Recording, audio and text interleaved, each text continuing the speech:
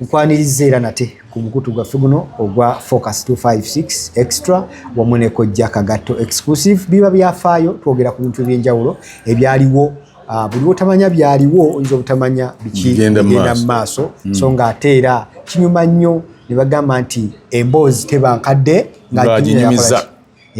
Ndine living encyclopedia Kojja Kagato okubeera ng'atuwa ebyo byeyalabako byamanyi era byataliimu kambu.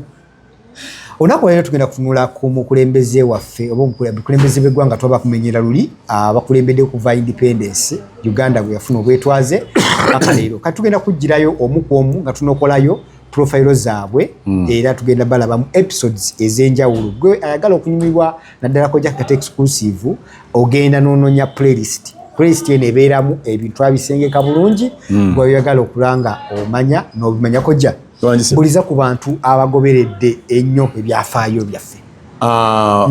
Abagoberezi baffe abalabi baffe mwenna ku Kojja Kagato exclusive ne ku Focus TV yange mbalamusizza nnyo. Tubaagala byansusso olw'engeri gye mutusuusuutamu, engeri gye mututembeetamu awamu n'okutuwanikamu.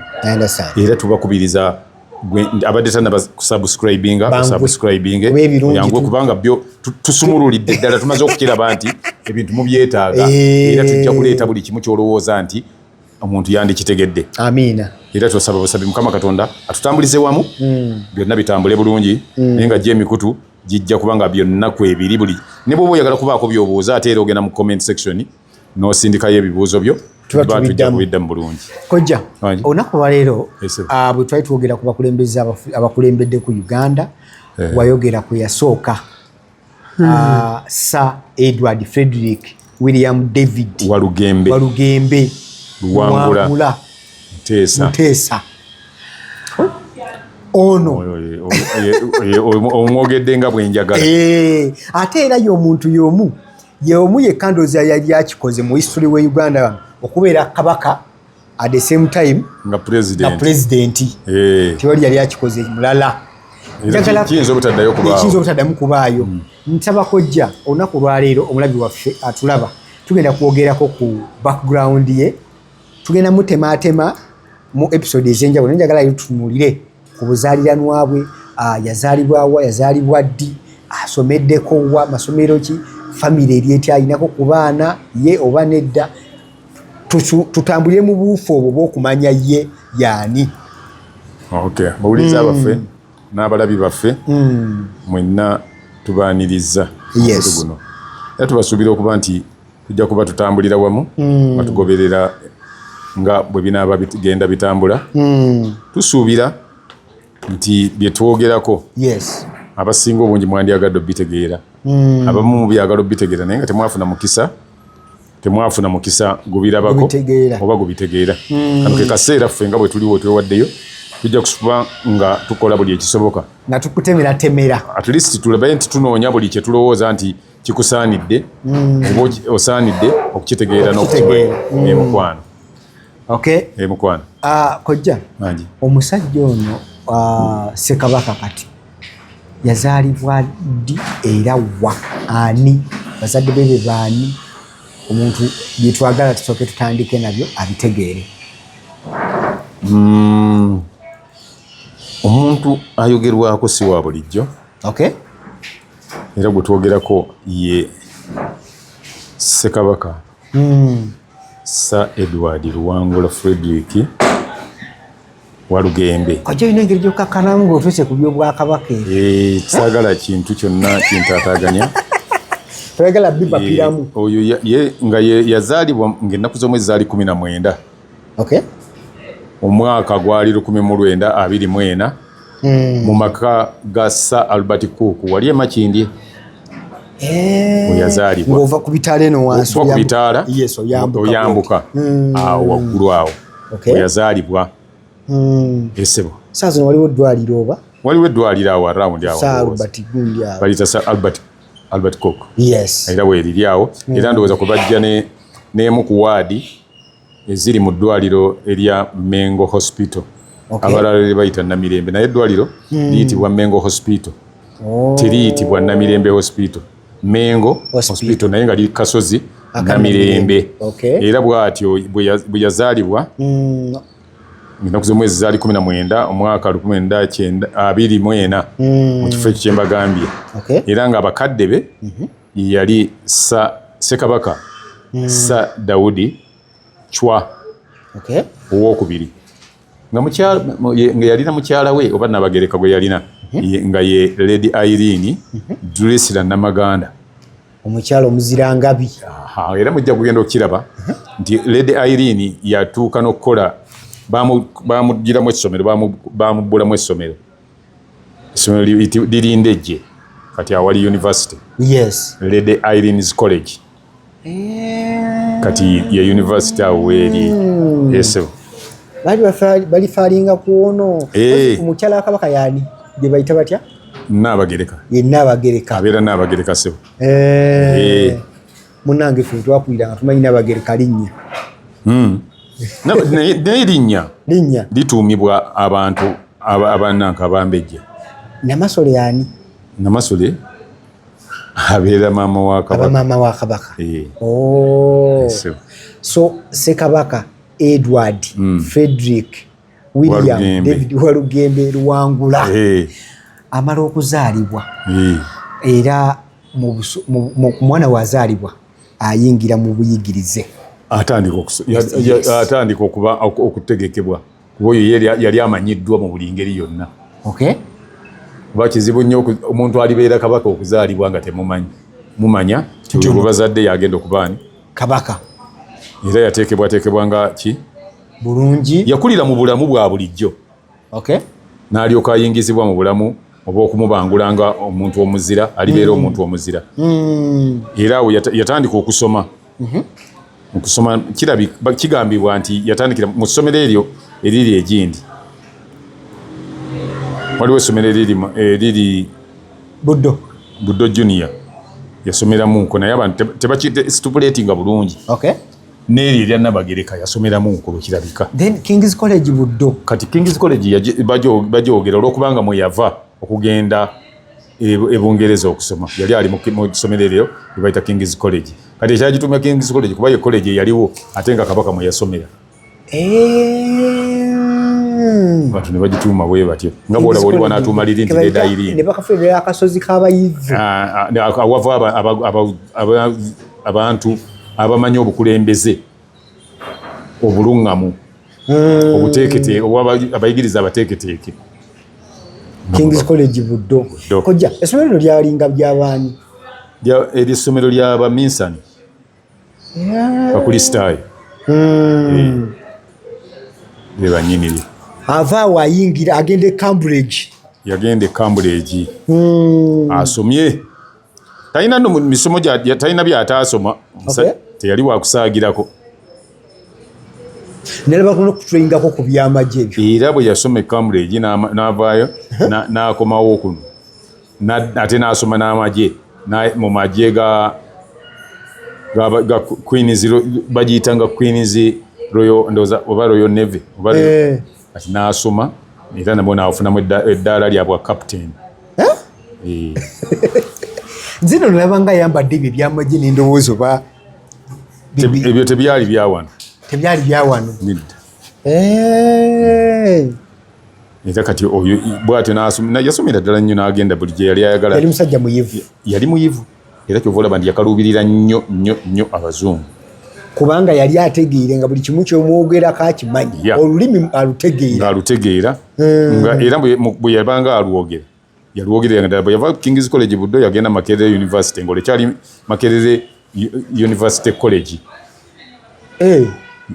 Yali Makerere University College by then olwo n'alyoka agenda mu Magdalene's College. Bwe yava Magdalene's College n'agenda mu Cambridge.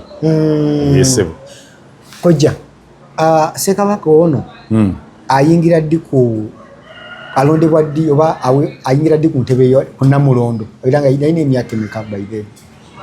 Tesa ndowooza yalina emyaka kiri 16 ndowooza. 15-16 around there.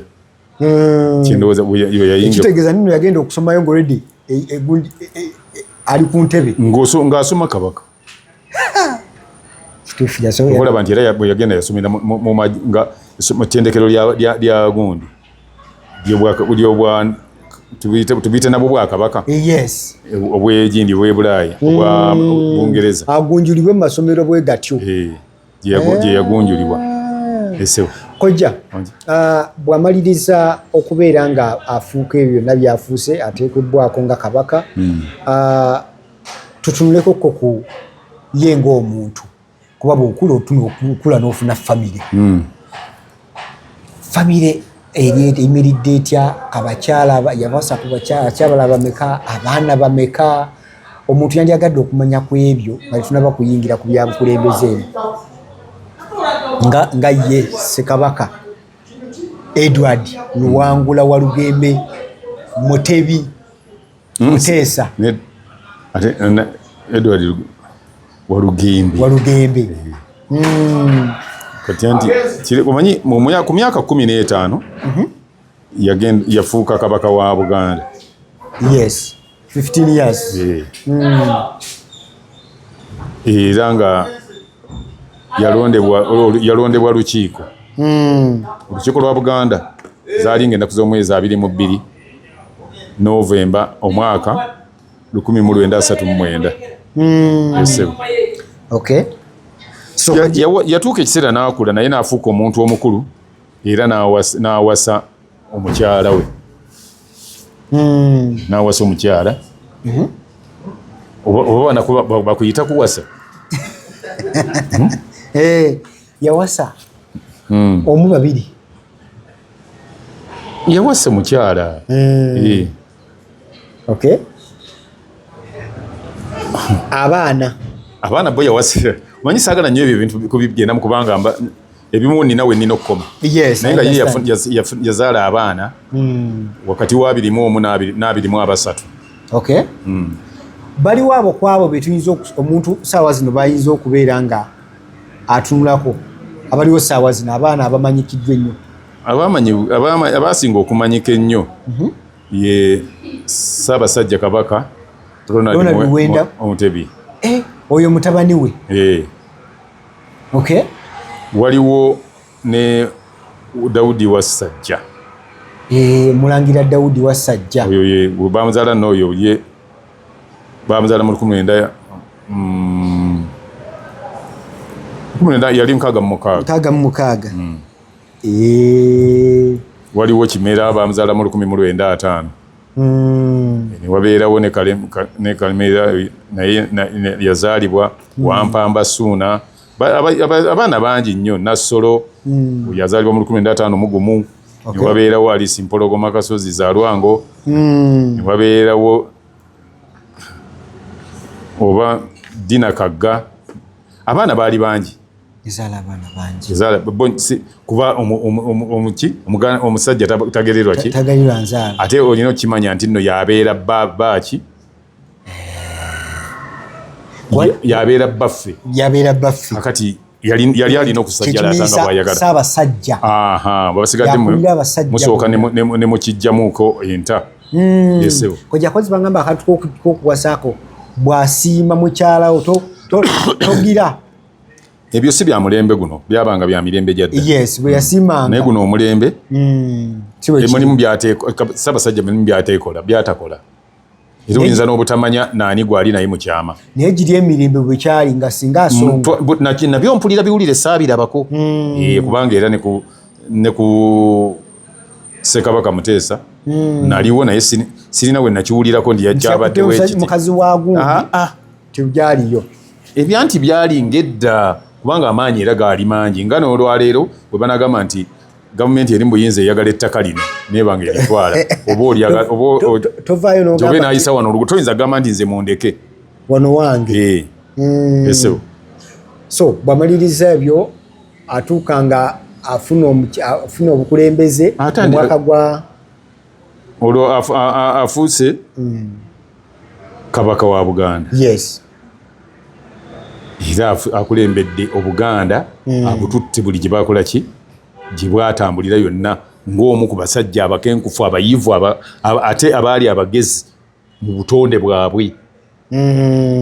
Yali mugezi kyotalabanga. Okay. era yakaluubirira eyinza obutabeerayo muntu ndowooza ono nja mugerageranya n'omusajja omulala bamuyitanga Emperor Haile Selassie be bakyasinze ne omulala bamuyitanga Patrice Lumumba. Yes. Mu bantu abakaluubirira abazungu bakwata mu Africa wano. Era ekyo vola bamuwaŋŋangusanga buli kadde. Kwegamba ye ne Cohen yatuuka n'alaba nga omusajja ng'ate ono amususseeko wadde nga ye Cohen yali alowooza nti wakabi era yamuyegeekereza n'amuyita entebe alina byayagala omugamba. Yatuukayo yasanga etokota BOS bamuwalawala bamuyingiza BOS na kumutwala mu buwaŋŋanguse. Kojja ayingira ddi obukulembeze era ava ddi mu bulamu bw'ensi eno? Obukulembeze bw'eggwanga yabuyingira mu 1962. Olwo yali akomyewo okuva mu buwaŋŋanguse mu 1954. Okay. Bwe yali agenzeemu bwe baali bamutadde mu kuba teyagenda mu Bugende baamutwalamu. Kati wano bw'akomawo ensi n'efa. Ensi n'efa. Bantu baatambula okuva Entebbe. N'olwaleero leero toyinza kuddamu balabako abantu abaaliwo. Ekituufu. Kuba baatambuza bigere ng'olwo ate oluguudo lw'Entebbe lwali teruli eyo. Lwali luyitira Nateete. Oluguudo olwo nga luyitira Nateete ne lugenda lwotyo ne lugenda Nakawuka ne luyita Essisa ne lugenda Lugweyo. Naye abantu baatambula, abantu baayoogaana, n'atuuka n'ayogera ebigambo bibale, ensi n'eddamu n'efa. Kojja, ng'omuntu yenna bw'azimbibwa okutuuka mu bukulembeze kuba tujja laba paati z'obukulembeze eri mu maaso. Biki by'olowooza ebyamusikiriza ennyo oba ebyamuzimba omuguluuminga okumufuula omukulembeze ow'amaanyi mu nkula ye? Kusoma. Yasoma ekitegereka ate yasomera mu bazungu abaali baagala okumufuula akalogoyi kaabwe. Ne bamutendeka buli engeri gy'alina okulemberamu. Era bwe yajja wano nga yali muntu wanjawulo nnyo mu bakulembeze abaali babaddeko wano. Ye yali ayagala nga bw'aba ali awantu ayagala nnyo ne baliraanwa be babe nga benkana nga ye mu ntegeera mu bulamu obwa bulijjo ebyobulamu n'ebyenjigiriza. Era kyova olaba amasomero yazimba amasomero yafuba okulaba nti amasomero gazimbibwa ag'amaanyi era n'olwaliro ge bakyayita traditional schools. Nkojjeeyo tujja kutunulayo tutunuleyo ku achievements tuzimenyeemenye. Afuuka president wabadde ogamba mu 1962 ennaku z'omwezi 9 October bazaali ssaawa 6 n'eddakiika 25 afuuka omukulembeze w'eggwanga owa Uganda eyasookera ddala. Spaniya eri bbanga ki ey'obukulembeze? Myaka 3. Myaka 3. Tujja gamba ena. Tujja gamba ena. Bajali 62. N'agibwako mu 66. Kojja awunzikibwa atya oba avadde mu bulamu bw'ensi eno era ku myaka emeka? Yali alina emyaka ndowooza gyali 45. Around there. Mu 1969. Awo. Mu 1969. Okimanyi mbadde mmanyi nti abasajja bano yafa ali mukadde nnyo myaka nga 7 plus. Nedda ssebo. Kozi yafa ki kojja? Sijja kigamba sikimanyi.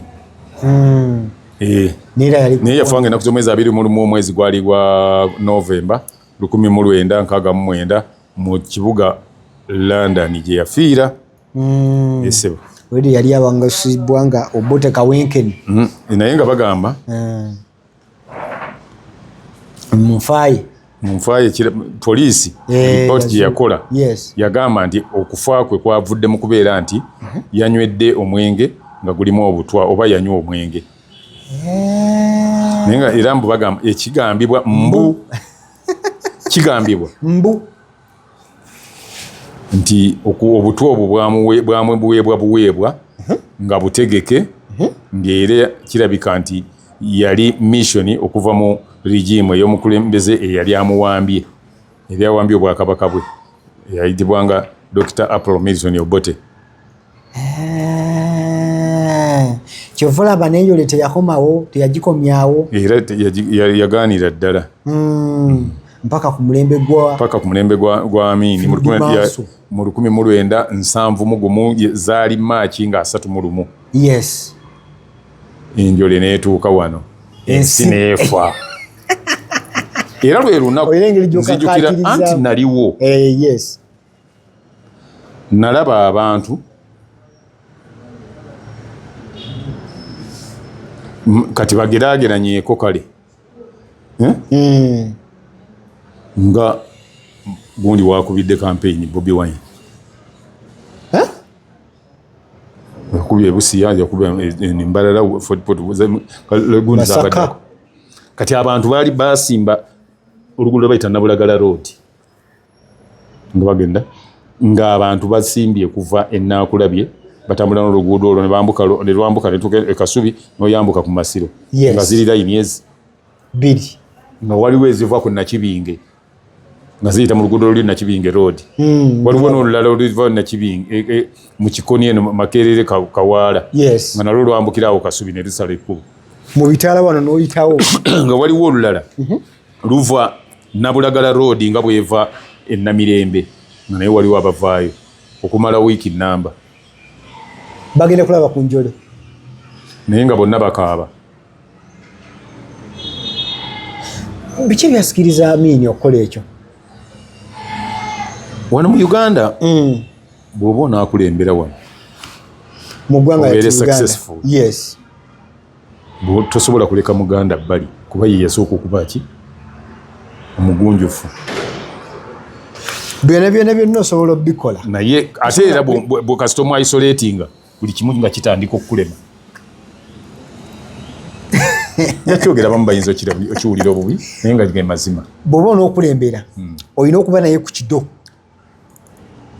gwe muwuliraayo oli atamulina kubeera naye ne bw'onaaba tobaagala otya era ojja musembeza obeere naye kubanga yajja okutuusa w'oyagala nti abantu bamutegeera alina ye bw'anaaba alina bannyonnyola convincing balina convincing tongue ne language ekitali mu bantu balala mu mawanga malala.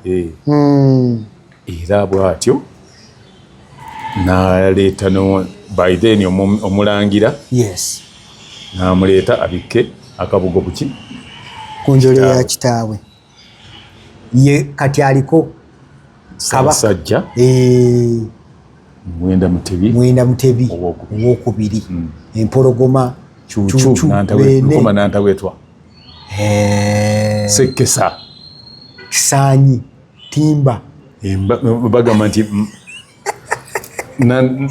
buli kimu ekisigadde buli kyomanya ekintu ekitiisa bwe olukakasa nti atiisa bantu beepangapanga wano naye agenda naye najja bw'atuuka bw'ati ogenda okulaba ng'ayongobedde nga naye ali ku ttaka yagamba nti sisobola kukola kino nga ali ku ttaka. Kale kojja otuyisiza bulungi nnyo mu byafaayo ne background ye Ssekabaka oba president eyasooka wano mu ggwanga lyattu Uganda ye Ssekabaka Sir Edward Frederick Luwangula Walugembe Muteesa owokubiri, era nga tugenda kulaba episode nyingi nnyo mu maaso wali obukulembeze bwali butya, biki ebyajjukirwako bye yakola mu bukulembeze, biki ebirabibwako nakati nga yabirekawo yali abikoze. Naye tujja kulaba mu episode ezijja mu maaso eri nga twongera okutegeera okuzimba profile ey'omukulu ono Muteesa nga Ssekabaka ate era president ow'eggwanga lyattu Uganda eyasooka.